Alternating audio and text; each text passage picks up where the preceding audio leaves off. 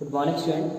तो previous video में हम लोगों ने क्या है, लेसन नंबर 1 जो था क्रॉप प्रोडक्शन एंड मैनेजमेंट, उसमें हमने जो हमारा इंक्रीजिंग क्रॉप यील्ड था उसको क्या है कंप्लीट कर लिया था।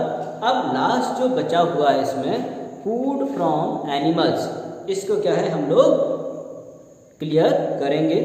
तो देखियो फूड फ्रॉम एनिमल होता क्या है, यानी एनिमलों के द्वारा हमें जो फूड मिलते हैं उसको क्या बोलेंगे, फूड फ्रॉम एनिमल ही बोलेंगे, क्योंकि उनके द्वारा जो फूड मिलेगा उसको एनिमल के फूड ही बोलेंगे। ठीक है, अब इनके फूड के लिए ठीक है हम लोग क्या करते हैं, कई सारे एनिमलों को जब एक ही जगह पे क्या करेंगे पालते हैं तो क्या बोलेंगे, उनको एनिमल हस्बेंड्री बोल देंगे। यानी आपकी डेफिनेशन क्या हो जाएगी, rearing of animal on a large scale for food and other necessary things is called animal husbandry. ठीक है, तो बिल्कुल सिंपल सी है इसकी डेफिनेशन, कोई ज़्यादा हार्ड नहीं है, आराम से आपको लर्न हो जाएगी। तो हम लोग वैसे भी क्या है, कई सारे फूड आइटम एनिमलों से प्राप्त करते हैं, चाहे आपका शहद हो, चाहे वूल हो, चाहे सिल्क हो, ठीक, चाहे घी हो, दूध हो, तो कई सारे प्रोडक्ट जो हैं, एग हो, वो सब हम क्या है किससे प्राप्त करते हैं, एनिमल से ही तो प्राप्त कर रहे हैं। तो इसके लिए जो फूड प्रोडक्ट हैं या अदर नेसेसरी थिंग्स हैं, अगर हम उनको प्राप्त करने के लिए कई जो एनिमल जो होते हैं, कई सारे एनिमलों को एक ही जगह पे अगर रियरिंग पालन कर रहे हैं उनका, तो क्या कहलाएगा, एनिमल हस्बेंड्री कहलाएगा। ठीक है, अब एनिमल हस्बेंड्री में जैसे कि आपने क्या है सिल्क वॉर्म जो हैं उनको कई सारी मात्रा में पाल लिया, तो उसको क्या बोलेंगे, सेरीकल्चर बोल देंगे। और अगर क्या किया आपने, हनी बी को अगर आपने बहुत ज़्यादा मात्रा में एक ही जगह पे पाल लिया तो क्या बोलेंगे, इसको एपीकल्चर बोलेंगे।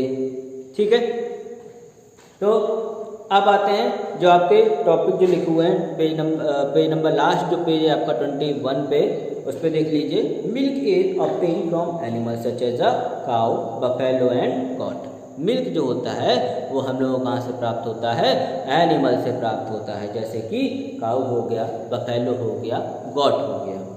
ठीक है, और इनसे कई सारे प्रोडक्ट भी बनाए जाते हैं, जैसे कि बटर बन जाता है घी से, ठीक है, दही भी बन जाता है, पनीर बन जाता है, ठीक है, उससे क्रीम भी निकाल सकते हैं हम लोग। ठीक है ना, तो कई सारे प्रोडक्ट जो हैं हम लोग इस दूध के द्वारा बना लेते हैं। ठीक है, दूध से हम लोग खोआ भी निकाल लेते हैं, जिससे कि क्या है आराम से रसगुल्ले बना के खा सकते हैं या बर्फ़ी बना के खा सकते हैं। तो क्या है, एक ही चीज़ की कई सारी वैरायटी मिल गई ना हम लोगों को। ठीक है, अब आते हैं सेकेंड थिंग, मीट। मीट क्या है, obtain from animal such as goat and chicken. जो मीट होता है वो हम लोगों को ऐसे एनिमलों, कुछ एनिमलों से मिलता है, जैसे कि गॉट हो गया, चिकन हो गया। चिकन मतलब क्या है, आपके जो मुर्गी के बच्चे जो होंगे, ठीक है, और भी कई सारे एनिमल्स होते हैं जिनके द्वारा हम लोग क्या है मीट को प्राप्त कर सकते हैं। पिग भी हो जाता है उसमें। ठीक है,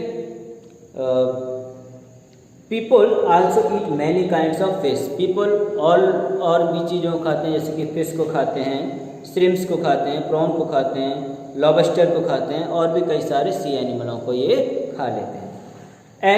एग जो है वो हमें किन से मिलते हैं, हैन से मिलते हैं, टर्की से मिलते हैं और गीस से भी मिल जाते हैं। तो एग भी बहुत सारे लोग खाते हैं। इसके अलावा हनी जो है वो हमें किससे मिलता है, हनी बी से मिल जाता है। और हनी के पालने को क्या कहते हैं, एपीकल्चर कहते हैं। ठीक, और दूसरा मैंने क्या बताया था कि अगर आप किसको पाल रहे हैं, रेशम के कीट को पाल रहे हैं, तो क्या बोलेंगे, सेरीकल्चर बोल देंगे। ठीक है, तो इस प्रकार से ये जो लेसन है वो हमारा कंप्लीट होता है। और इसके जो एक्सरसाइज है, वैसे तो मैंने करवा दी थी एक्सरसाइज क्वेश्चन आंसर, लेकिन आज मैं क्या करूँगा, दोबारा से इसको सेंड कर दूँगा लेसन नंबर 1 के question answer with exercise exercise को क्या है आपको बुक में ही करनी है, नोट में राइट नहीं करना है।